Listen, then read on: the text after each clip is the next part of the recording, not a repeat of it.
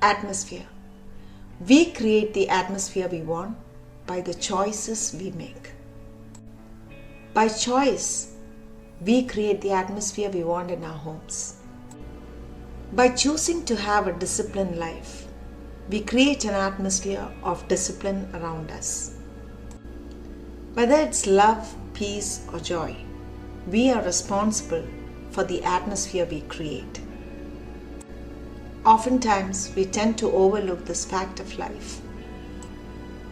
Our children are influenced by the atmosphere that we create for them at home, and they go out into the world and create an atmosphere that pervades them wherever they go. Creating an atmosphere of love and care in our home allows our children to feel loved and cared for, which will boost their confidence and give them a sense of self-worth that will empower them to love and care for others, which in turn will create an atmosphere of love and care wherever they go. This will help them to develop a sense of confidence and self-worth that will enable them to be better. This will also give them a sense of confidence and self-worth that will enable them to be better students at school and improve their overall educational performance. Children will also benefit socially by building long-lasting relationships by creating the same atmosphere of love and care around them. On the other hand, when we fail to create a loving and caring atmosphere at home, we create an atmosphere of worthlessness and low self-esteem. If we create an atmosphere of fear, strife, and violence at home, we are more than likely to produce those traits in our children. The consequences of that will be they will go out into the world and create an atmosphere of resentment, anger, and bitterness around them, making them vulnerable to drugs, violence, shooting and killing, and overall incompetence at school. This can be disruptive to the school, and as they become adults and walk into the society with this baggage, they will carry a self-destructive and incompetent atmosphere that will permeate their lives wherever they go. They are then bound to indulge in criminal activities that will take them down a path of destruction unless they choose to come out of it at some point in their life. But once the choice is made, the commitment to stay focused on this choice is necessary for the change to come into effect. In life, there are certain right choices that come very naturally to us, and we make those right choices very effortlessly.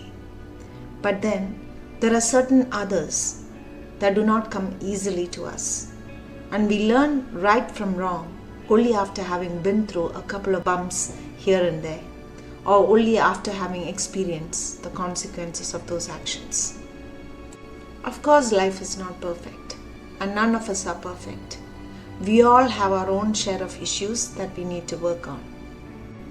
With that said, sometimes these traits of anger and fear can grip our lives so much that it will not only keep us from reaching our full potential, but it will also take us down through a vicious cycle of failures and disappointments in every area of our life, be it in relationships, at work, or whatever we embark on. And when this happens, you find yourself looping through a vicious cycle of failures and disappointments until you begin to trace its origin and learn to make the connection between your failures and your poor choices. This process may be painful, draining, and time-consuming, and it may require a lot of effort and time. The time lost in such a cycle may squander away some of the very best years of your life. And this is why it is so important that as parents, we choose to create an atmosphere of love and care that will empower our children to become better students, employees, and citizens. And when we make that choice, we are making ourselves to be responsible for that choice and its resulting consequences. Wherever we go, we create an atmosphere with what we say and how we say that can empower us or harm us. With the amount of competition in the corporate world, it can be very difficult to create an atmosphere of trust and partnership in the workplace. But we can choose to create the atmosphere we want by the way we handle situations. By being friendly and willing to help your peers, you win their trust and partnership, just as you would have to work in collaboration with your clients in order to build long-lasting and trustworthy partnerships.